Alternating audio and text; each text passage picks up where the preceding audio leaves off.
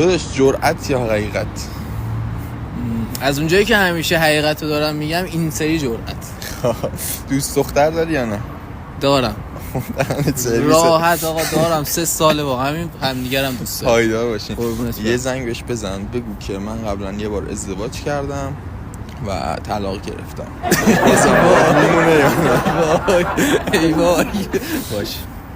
آره ببین بازم با تو کی اون تا حالا چیزی اصلا مخفی نکنم. حالا ببین چی میشه. آقا اگه شما هم مثل من آیفون 16 پرو مکس می‌خواید بگیرین و پول ندارین مثل من، میتونید برید پیج بازار مال 24 فقط با 8 میلیون تومان بخرین.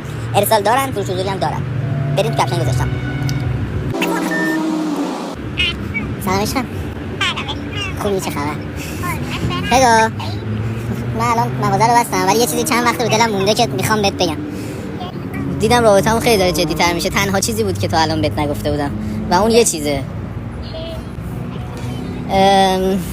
من قبلا ازدواج کرده بودم و جدا شدم ولی خب این اشتباه بود میدونم. فقط الان تو نه واقعا شوخی نیست. اشتباه کردم دیگه قبل تو عاشق شدم ولی الان فقط خودت هم میدونی.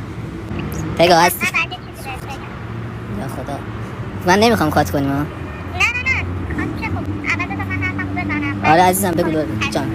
راجع به خواهر کوچیکم. مهسا خواهر کوچیکت خب اتفاقی افتاده؟ خواهر نیست دخترم.